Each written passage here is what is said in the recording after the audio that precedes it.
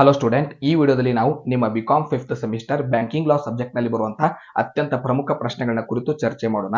So ಒಂದು ಪ್ರಶ್ನೆ question ಅಲ್ಲಿ ಚೆಕ್ ಮೇಲೆ ಇರುತ್ತೆ. ಅದು 5 ಅಂಕಕ್ಕಾದ್ರೂ ಇರ್ಬೋದು, 10 ಅಂಕಕ್ಕಾದ್ರೂ ಇರ್ಬೋದು. ಸೊ ಚೆಕ್ ಮೇಲೆ ಕೇಳುವಂತಹ ಎರಡು ಪ್ರಮುಖ ಪ್ರಶ್ನೆಗಳನ್ನ ನೀವು ನೋಡ್ಕೋಬೇಕಾಗುತ್ತೆ. ಒಂದು, ಕ್ರಮಬದ್ಧ ಚೆಕ್ ನ ಅವಶ್ಯಕತೆಗಳನ್ನ ವಿವರಿಸಿರಿ. ಎರಡನೇದು, ಚೆಕ್ ಅನ್ನು ಅಗೌರವಿಸುವ ಕಾರಣಗಳನ್ನು ತಿಳಿಸಿ. ಸೊ ಎರಡರಲ್ಲಿ ಒಂದು ಪ್ರಶ್ನೆ ಕಂಪಲ್ಸರಿ ನಿಮ್ಗೆ ಬರುತ್ತೆ. ಎರಡನೇದ್ದು, ಬ್ಯಾಂಕರ್ ಮೇಲೆ ಅಂದ್ರೆ ಬ್ಯಾಂಕ್ ನಲ್ಲಿ ಹಣ ಪಾವತಿ ಮಾಡ್ತಾನಲ್ಲ ಪಾವತಿದಾರ, ಅವನ ಮೇಲೆ ಕೇಳುವಂತ ಎರಡು ಪ್ರಶ್ನೆಗಳು ನಿಮಗೆ ಪೇಪರ್ ನಲ್ಲಿ ಬರುತ್ತೆ. 5 ಪ್ರಶ್ನೆಗಳಿದೆ, ಇದರಲ್ಲಿ 2 ಪ್ರಶ್ನೆ ನಿಮಗೆ ಪೇಪರ್ ನಲ್ಲಿ ಬರುತ್ತೆ. ಮೊದಲನೇ ಪ್ರಶ್ನೆ, ಪಾವತಿದಾರ ಬ್ಯಾಂಕರ್ನ ಕರ್ತವ್ಯ ಹೊಣೆಗಾರಿಕೆಗಳನ್ನು ತಿಳಿಸಿ. ಎರಡನೇ ಪ್ರಶ್ನೆ, ಬ್ಯಾಂಕರ್ ಗೌರವಾನ್ವಿತ ಸಾಲಗಾರ ವಿವರಿಸಿರಿ. ಸೊ ಟಿಪ್ಪಣಿ ಬರೆಯೋ ರೀತಿ ಈ ಪ್ರಶ್ನೆ ಇರುತ್ತೆ. ಯಾವ ಸಂದರ್ಭದಲ್ಲಿ ಬ್ಯಾಂಕರ್ ತನ್ನ ಗ್ರಾಹಕನ ಗೌಪ್ಯತೆ ಬಹಿರಂಗಪಡಿಸಬಹುದು ಮತ್ತು ಬಹಿರಂಗಪಡಿಸಬಾರದು? ಸೊ ಗ್ರಾಹಕನ ಗೌಪ್ಯತೆನ ಬ್ಯಾಂಕರ್ ಯಾವಾಗ ಬಹಿರಂಗಪಡಿಸಬೇಕು, ಯಾವಾಗ ಬಹಿರಂಗಪಡಿಸಬಾರದು? ನಾಲ್ಕನೇ ಪ್ರಶ್ನೆ, ಬ್ಯಾಂಕರ್ ಗ್ರಾಹಕನೊಂದಿಗೆ ಹೊಂದಿರಬೇಕಾದ ಸಾಮಾನ್ಯ ಹಾಗೂ ಪೂರಕ ಸಂಬಂಧ ತಿಳಿಸಿ. ಸೊ ಗ್ರಾಹಕನೊಂದಿಗೆ ಇರಬೇಕಾದಂತಹ ಸಂಬಂಧಗಳು ಸಾಮಾನ್ಯ ಮತ್ತು ಪೂರಕ ಎರಡನ್ನ ನೀವು ನೋಡ್ಕೋಬೇಕಾಗುತ್ತೆ.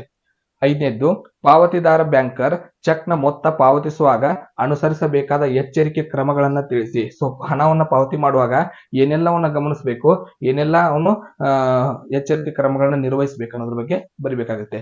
ಸೊ ಇವು 5 ಪ್ರಶ್ನೆ ಬ್ಯಾಂಕರ್ ಅಥವಾ ಪಾವತಿದಾರ ಮೇಲೆ ಇರುತ್ತೆ.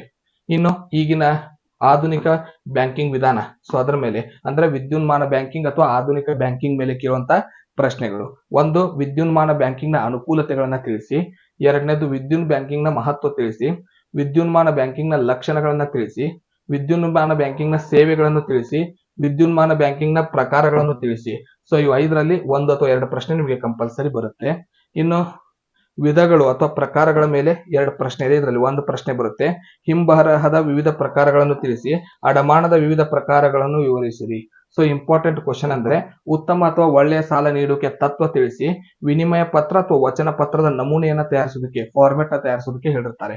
ಇವೆಲ್ಲ ನಿಮಗೆ 5 ಮತ್ತು 10 ಅಂಕಕ್ಕೆ ಕೇಳುವಂತ ಪ್ರಶ್ನೆಗಳು. ಇದನ್ನು ಬಿಟ್ಟರೆ ನೀವು ನೋಡ್ಕೋಬೇಕಾಗಿರೋದು ಟಿಪ್ಪಣಿ ಬರೆಯದಂತ ವಿದ್ಯುನ್ಮಾನ ಬ್ಯಾಂಕಿಂಗ್ ಮೇಲೆ, ಡೆಬಿಟ್ ಕಾರ್ಡ್ ಮೇಲೆ, ಡಿಜಿಟಲೈಸೇಷನ್ ಮೇಲೆ, ಕ್ರೆಡಿಟ್ ಕಾರ್ಡ್ ಮೇಲೆ, ಚೆಕ್ ಮೇಲೆ ನೀವು ಒಂದು ಟಿಪ್ಪಣಿ, ಒಂದು ಶಾರ್ಟ್ ನೋಟ್ ಬರೆಯೋದನ್ನ ಪ್ರಾಕ್ಟೀಸ್ ಮಾಡಬೇಕು. ಇವಿಷ್ಟು 5 ಮತ್ತು 10 ಅಂಕಕ್ಕೆ ಕೇಳುವಂತಹ ಪ್ರಶ್ನೆಗಳು. ಮುಂದಿನ ವಿಡಿಯೋದಲ್ಲಿ ನಾವು 2 ಅಂಕದ ಪ್ರಶ್ನೆಗಳೊಂದಿಗೆ ಸಿಗೋಣ. ಧನ್ಯವಾದಗಳು.